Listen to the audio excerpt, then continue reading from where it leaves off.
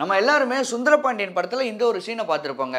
சூரி பக்கத்துல இருக்க ஒரு கேரக்டர் கிட்ட ரொம்ப கேஷுவலா பேசியிருப்பாரு. என்னன்னா, ஹீரோலாம் உருவாக்க முடியாது, நம்மளா தான் ஆயிக்கணும், எதை பத்தியும் யோசிக்கவே கூடாது, பயப்படவே கூடாது அப்படின்னு பக்கத்துல இருக்க கேரக்டர் கிட்ட சொல்லிட்டு இருந்திருப்பாரு. ஒரு 10 வருஷம் கழிச்சு பார்த்தீங்கன்னா, அதுக்கு எக்ஸாம்பிளா அவராவே மாறிட்டாருங்க. எப்படி அப்படின்னு பார்த்தீங்கன்னா, பயங்கரமான டெடிகேஷன், பயங்கரமான ஒரு ஹார்ட் ஒர்க். இன்ஃபேக்ட் அவர் ஹீரோ ஆகிறது இல்ல. அதுக்கு முன்னாடி சினிமாக்குள்ள வரத்துக்கே பயங்கரமான ஒரு டெடிகேஷன் பண்ணியிருக்காரு. பயங்கரமா ஹார்ட் ஒர்க் பண்ணியிருக்காரு. ஃபர்ஸ்ட் சூர்யா அப்படிங்கிறதே இவரோட ஆக்சுவல் நேம் இல்லைங்க. ராமலட்சுமண முத்துச்சாமி. இதுதான் இவரோட ஆக்சுவல் நேம். இவர் தளபதி படம் தியேட்டரில் போய் பார்க்குறாரு. அதில் நம்ம ரஜினி சாரை மம்முட்டி சார் சூர்யா சூர்யான்னு கூப்பிடுவார் இல்லையா, அப்படி ஒவ்வொரு டைம் கூப்பிடும்போது இவருக்குள்ள ஏதோ ஜிவ்வுன்னு ஏறி இருக்கு போல. அந்த ஒரு சூர்யா அப்படிங்கிற கேரக்டர் இவருக்குள்ள பயங்கரமாக பதிஞ்சிருச்சு. முக்கியமாக அந்த சூர்யா அப்படிங்கிற நேம் இவரோட மனசில் பயங்கரமாக பதிஞ்சிருச்சு. இனிமேல் நானும் ஆகிறேன்டா சூர்யா அப்படின்னு அவரோட நேமை சூரி அப்படின்னு மாற்றிக்கிட்டாருங்க. அவரோட ஏரியாக்குள்ளே அவரோட ஃப்ரெண்ட்ஸ், அவரோட கேங் எல்லாருமே சூரி சூரின்னு சொல்லி அவரோட நேமே மறந்து சூர்யா அப்படிங்கிறதே ஃபிக்ஸ் ஆயிடுச்சு அவருக்கு. மதுரை தான் இவரோட சொந்த ஊர். 7வதுலேருந்து 8வது வரைக்கும் தாங்க படிச்சிருக்கிறாரு. அதுக்கப்புறம் சினிமா ஆசையில் சென்னைக்கு வந்துட்டார் 1996. வழக்கம் போல தான், பெருசாலாம் எதுவும் சான்ஸ் கிடைக்கல. இந்த லாரியோட கிளீனர் ஒர்க்கு, அப்புறம் மெக்கானிக் ஒர்க்கு, இந்த மாதிரி தான் ஒர்க் பார்த்துட்ருக்காரு. அப்போது அவரோட ஃப்ரெண்டு ஒருத்தர் சினிமாவில் லைட்டிங் டிபார்ட்மெண்ட்டில் இருந்திருக்கிறாரு. அவர் சும்மா கூப்பிட்றாரு, சின்ன சின்ன ஒர்க் தாண்டா இருக்கும், பெருசாக சேலரியும் இருக்காது, வந்து ஒர்க் பண்ணுறேன்னா ஒர்க் பண்ணி எக்ஸ்பீரியன்ஸ் எல்லாம் கிடைக்கும் அப்படின்னு சொல்லியிருக்காரு. இவரும் தயக்கமே காட்டாமல் உடனே போய் ஜாயின் பண்ணிக்கிட்டாரு. சின்ன சின்ன ஆக்டர்லேருந்து பெரிய பெரிய ஹீரோஸ், பெரிய பெரிய டேரக்டரோட படங்களில் கூட இவர் லைட்டிங் மேனாவோ இல்லை ஆர்ட் டிபார்ட்மெண்ட்லேயோ சின்ன சின்ன ஒர்க்லாம் பண்ணியிருக்காரு. அந்த மாதிரி நேரத்தில் ஷூட்டிங் ஸ்பாட்டில் ரொம்ப ஆக்டிவாக இவர் இருப்பாராம். அப்படி சில டேரக்டர்லாம் பார்த்து இவர் சும்மா சின்ன சின்ன அட்மாஸ்பியர் கேரக்டர், சும்மா ஒரு டைலாக் 2 டைலாக் பேசுகிற கேரக்டராக இவருக்கு கொடுத்துருக்காங்க. இவரும் அதை சூப்பராகவே பண்ணியிருக்காரு. இவர் ஃபஸ்ட்டு ஸ்க்ரீன் ப்ரெசன்ஸ் ஆன படம் மறுமலர்ச்சி அப்படிங்கிற ஒரு படம். தொடர்ந்து இந்த மாதிரி சின்ன சின்ன படம்லாம் பண்ணிகிட்டே வராரு. இந்த வின்னர் படம், தீபாவளி படம், இதெல்லாம் சின்ன சின்னதாக அங்கங்கே வருவாருங்க. இதுக்கப்புறம் டேரக்டர் சுசீந்திரன் அவர் கூட சேர்ந்து வெண்ணிலா கபடி குழு அப்படின்னு ஒரு படம் பண்ணுறாருங்க. லிட்ரலாக இந்த படம் தான் இவரோட கெரியரையே சேஞ்ச் பண்ணிச்சு. மக்களோட மனசுலையும் நிற்கிற மாதிரி ஒரு பர்ஃபார்மன்ஸ் பண்ணியிருந்தாரு. அந்த ஃபேமஸ் பரோட்டோ சீன் எல்லாருக்குமே தெரியும். ஒரு உண்மையை சொல்லணும்னா, மக்கள் மத்தியில் இடம் பிடிச்சார் அப்படிங்கிறத தாண்டி சினிமாக்குள்ளே இருக்கவங்களுக்கு இப்படி ஒரு கேரக்டர் இருக்குதுடா, இவங்களை நம்ம யூஸ் பண்ணிக்கணும் அப்படின்னு இந்த டேரக்டர்ஸ்க்கெல்லாம் அடையாளம் காட்டின படமாகவும் அந்த வெண்ணிலா கபடி குழு படம் தான் அமைஞ்சுது. இன்ஃபேக்ட் இவரோட உடல்வாகு இவரோட காமெடிக்கு பயங்கரமாக சப்போர்ட் பண்ணிச்சுங்க. ரொம்ப ஒல்லியான உடம்பு, நல்லா பார்த்து பழகுன முகம். உண்மையை சொல்லணும்னா வடிவேல் சார் இருக்கார் இல்லையா, அவருக்கும் ஸ்டார்டிங்கில் இதெல்லாம் பயங்கரமாக பர்ஃபெக்டாக அமைஞ்சுது. அதனாலே அவர் பெரிய லெஜெண்ட் ஆனார்.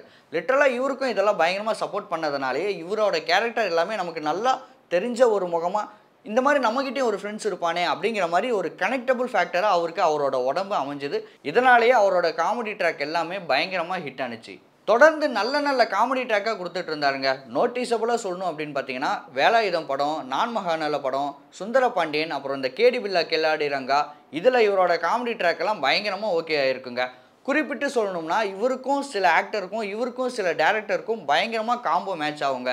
டேரக்டரில் சொல்லணும்னா பாண்டிராஜ் சார், அப்புறம் இந்த சுசீந்திரன் சார், இவரோட படத்தில் வர காமெடி ட்ராக் எல்லாமே பயங்கரமாக ஓகே ஆகும். ஆக்டர்ஸில் பார்த்தீங்கன்னா சசிகுமார், எஸ்கே, இன்னும் பர்டிகுலராக சொல்லணும்னா எஸ்கேவோட காம்போங்க பயங்கரமாக ஹிட் ஆகும். இவங்க 2 பேரும் சேர்ந்து ஒரு படம் பண்ணுறாங்க அப்படின்னாலே கூட்டமாக தேட்டருக்கு ஆடியன்ஸ் போவாங்கங்க. அந்த காமெடி ட்ராக்லாம் பயங்கரமாக ஹிட் ஆகும். இப்போ வரைக்கும் நீங்கள் லோக்கல் சேனல்லாம் பார்த்தீங்கன்னா இவங்களோட காமெடி தான் அதிகமாக ரன் ஆகிட்டே இருக்கும். மனம் குத்தி பறவை, வருத்தப்படாத வாலிபர் சங்கம், மான் கராத்தே, ரஜினி முருகன், இந்த மாதிரி இவங்க 2 பேரும் சேர்ந்து நடித்த படம் எல்லாமே பிளாக் பஸ்டருங்க. நடுவில் பார்த்தீங்கன்னா அப்பப்போ ரஜினி சார், அஜித் சார் இவங்களோட கூட சின்ன சின்ன காம்போலாம் பண்ணியிருக்காரு. சூரியோட சினிமா கேரியரையே கோவிடுக்கு முன் கோவிடுக்கு பின் அப்படின்னு நம்ம பிரிக்கலாங்க. எப்படின்னு பார்த்தீங்கன்னா, ஒரு படத்தில் அவர் சொல்லியிருப்பாரு, ஹீரோவாக நம்ம தான் மாறிக்கணும், சான்ஸ்லாம் கிடைக்காது அப்படின்னு சொல்லியிருப்பாரு. நான் சொன்னேன் இல்லையா, திடீர்னு ஒரு அனௌன்ஸ்மெண்ட் வருதுங்க கோவிடுக்கு அப்புறம். வெற்றிமாறன் சாரோட படத்தில் சூரி ஹீரோவாக நடிக்கிறாரு அப்படின்னு ஒரு அனௌன்ஸ்மெண்ட் வருதுங்க. படத்தோட பேர் விடுதலை, இளையராஜா சார் தான் மியூசிக் அப்படின்னு ஒரு அனௌன்ஸ்மெண்ட் வருது. தமிழ்நாடே திரும்பி பார்க்குதுங்க.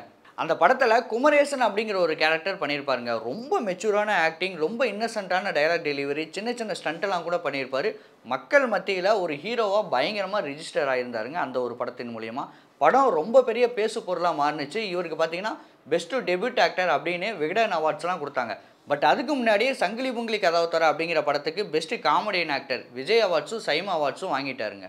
அவ்வளோதான், வெற்றிமாறன் சார் படத்துலேயே ஹீரோ ஆகியாச்சு, மக்களையும் கன்வின்ஸ் பண்ணியாச்சு. இதுக்கப்புறம் எங்கே திரும்ப காமெடி ட்ராக் போகிறதுக்கு? இதுக்கப்புறம் தொடர்ந்து கொட்டுக்காளி, கர்டன்னு சொல்லி நல்ல நல்ல ஹீரோ சப்ஜெக்டாக பிடிச்சி பண்ணாருங்க. படம் எல்லாமே ரொம்ப நல்லாயிருக்கும். நீங்கள் கர்டன் படம் பார்த்தீங்கன்னா கிட்டத்தட்ட பாஷாவோட டெம்ப்ளேட் தாங்க. ஒரு இன்னசென்ட்டான ஒரு ஆள், அவருக்கும் அவர் சார்ந்தவங்களுக்கும் பிரச்சனை ஒன்று நடக்குது அப்படிங்கிறப்போ ஹீரோவாக டிரான்ஸ்ஃபர்மேஷன் ஆகிறாரு. கிட்டத்தட்ட கர்டன் படமும் அதே டெம்ப்ளேட்டு தான். நீங்கள் அந்த படம் ரிலீஸ் ஆகிறதுக்கு முன்னாடி அந்த படத்துக்கு கிளிம்ஸ் வீடியோன்னு ஒன்று ரிலீஸ் பண்ணியிருப்பாங்க. அந்த ஒரு வீடியோவை மட்டும் பாருங்கள், இந்த படத்துக்கு நான் தான்டா ஹீரோ அப்படின்னு உங்களை கன்வின்ஸ் பண்ணியிருப்பார். அப்படி ஒரு பர்ஃபார்மன்ஸ் அந்த கிளிம்ஸ் வீடியோலேயே இருக்கும். ஒரு பெரிய மாஸ் ஹீரோக்கான கிளிம்ஸ் வீடியோவாக அந்த வீடியோ அமைஞ்சிருக்கும். அந்த ரோலுக்கு பர்ஃபெக்டாக சூரி ஃபிட் ஆகிருப்பாருங்க. அதனாலே கருடன் படமும் ரொம்ப பெரிய ஹிட் ஆயிடுச்சு. அதுக்கப்புறம் கொட்டுக்காளி அப்படின்னு ஒரு ஆர்ட் ஃபிலிம் ஒன்று பண்ணாருங்க. அந்த படமும் ஒரு நல்ல படம். பர்ஃபார்மன்ஸ் வைஸாக இவருக்கு பயங்கரமான ஒரு பேசு பொருளாக அந்த படம் அமைஞ்சிச்சு. அந்த படமும் கமர்ஷியல் வைஸாகவும் சரி, மக்கள் மத்தியில் ஒரு நல்ல பேசு பொருளாகவும் அந்த படம் அமைஞ்சது. அடுத்தது இவரோட கெரியரில் விடுதலை 2 தான் ரிலீஸ் ஆச்சு. பட் அந்த படத்தில் பார்த்தீங்கன்னா இவருக்கு ஸ்க்ரீன் ப்ரெசன்ஸ் எல்லாம் பெருசாக இருக்காதுங்க. ஏன்னா அந்த படத்தோட ஃபர்ஸ்ட் பார்ட் பார்த்தீங்கன்னாலே அந்த பெருமாள் வாத்தியார் யார் அப்படிங்கிறத பற்றி தான் செகண்ட் பார்ட் இருக்கும் அப்படின்னு சொல்லிட்டாங்க. ஸோ இவருக்கு பெருசாக ஸ்க்ரீன் ப்ரெசன்ஸ் எல்லாம் இருக்காது. ஆனாலும் கிளைமேக்ஸில் வந்து ஒரு நல்ல பர்ஃபார்மன்ஸ் பண்ணியிருப்பாருங்க. அடுத்ததாக யதார்த்தமாக படம் பண்ணக்கூடிய ராம் கூட கை கோத்தாருங்க. 7 கடல் 7 மலை அப்படிங்கிற படத்தில் நிவின் பாலி தான் அந்த படத்துக்கு ஹீரோ. இவரும் சப்போர்ட்டிங் ரோலாக ஒரு முக்கியமான ரோல் ஒன்று பண்ணியிருந்தாருங்க. பட் அந்த படம் ஃபிலிம் ஃபெஸ்டிவலுக்காக எடுக்கப்பட்டது. இன்னும் அந்த படம் ரிலீஸ் ஆகலை. பட் கூடிய சீக்கிரம் ரிலீஸ் ஆயிரும். ஆனாலும் நிறைய அவார்ட்ஸ் அந்த படம் இப்போவே வாங்கி குவிச்சிருச்சு. அடுத்தடுத்து இவருக்கு நிறைய படம் ரிலீஸ் ஆக வெயிட் பண்ணிட்டு இருக்குதுங்க. இவர் ஹீரோவாக ஆயிட்டாலும் ஹியூமர் அப்படிங்கிற விஷயத்துக்கு இவரோட படத்தில் பஞ்சமே இருக்காதுங்க.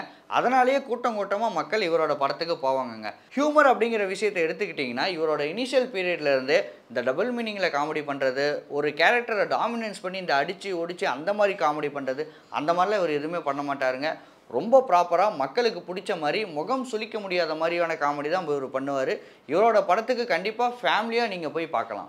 கடைசியாக இவருக்கு பார்த்தீங்கன்னா மாமன் அப்படிங்கிற ஒரு ஃபேமிலி ஓரியன்ட் படம் ரிலீஸ் ஆச்சுங்க. அந்த படத்தில் ஒரு தாய் மாமன் அப்படிங்கிற கேரக்டரில் ரொம்ப மெச்சூராக ஆக்ட் பண்ணியிருப்பாருங்க.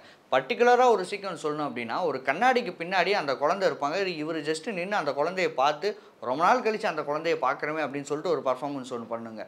பயங்கரமாக நம்மளை கன்வின்ஸ் பண்ணுற விதமாக, என்னடா டொமேட்டோ பொட்டேட்டோன்னு ஒருத்தர் காமெடி பண்ணிட்டு இருந்தார், அந்த ஆக்டர் தான் இவரா அப்படிங்கிற மாதிரி சூரி ரொம்ப சூப்பராக ரொம்ப மெச்சூராக அந்த பர்ஃபார்மன்ஸ் பண்ணியிருப்பாருங்க. அந்த படமும் ஒரு நல்ல படமாக, ஒரு நல்ல பேசு பொருள் இருக்க படமாக அந்த படம் இருந்துச்சு. நீங்கள் சூரியோட கெரியரில் பார்த்துக்கிட்டிங்கன்னா இந்த ஃபேமிலி ஓரியன்டான சப்ஜெக்ட் பண்ணுறாரு இல்லையா, அதுலலாம் ரொம்ப ரியலிஸ்டிக்காக பர்ஃபார்மன்ஸ் பண்ணியிருப்பாருங்க. இந்த மருது படம், கடைக்குட்டி சிங்கம், நம்ம வீட்டு பிள்ளை, இந்த மாதிரியான படங்களை பார்த்தீங்கன்னா ஒரு கேரக்டர் ஆர்டிஸ்ட்டாகவே அவர் பண்ணியிருப்பாருங்க. அவரோட படத்தில் எல்லாமே முக்கியமாக இந்த குடும்பங்கள் சம்மந்தப்பட்ட படம் எல்லாமே ரியலிஸ்டிக்கான பர்ஃபார்மன்ஸை அவர் கொடுத்துருவார். இந்த மாதிரி ரொம்ப டெடிக்கேஷனாக ரொம்ப ஹார்ட் ஒர்க் போட்டு சினிமாக்குள்ளே வந்ததாலேயே இவர் இந்த ஊர் சைட்லேருந்து மக்கள்லாம் சினிமாக்காக உள்ளே வராங்க பார்த்தீங்களா, அவங்களுக்கு ஒரு பர்ஃபெக்டான எடுத்துக்காட்டாகவே இருக்காருங்க. லிட்டரலாக பார்த்தீங்கன்னா விஜயகாந்த் சார், சூரி இவங்க எல்லாமே மதுரையை சேர்ந்தவங்க தான். அப்படி ஊர் பேர் தெரியாத ஒரு இடத்துலேருந்து சினிமாக்குள்ளே வரணும் அப்படின்னு ஆசைப்படுறவங்களுக்கு சூரி ஒரு நல்ல எக்ஸாம்பிளாகவே இருக்கார். அவருக்கு நம்ம டூரிங் டாக்கி சார்பாக பிறந்தநாள் வாழ்த்துக்கள். பரபரப்பான சினிமா செய்திகள், நட்சத்திரங்களின் பேட்டிகள், சினிமா வரலாறு ஆகியவற்றை பார்க்கவும் படிக்கவும் உங்களுக்கான இணையதளம் touringtalkies.co.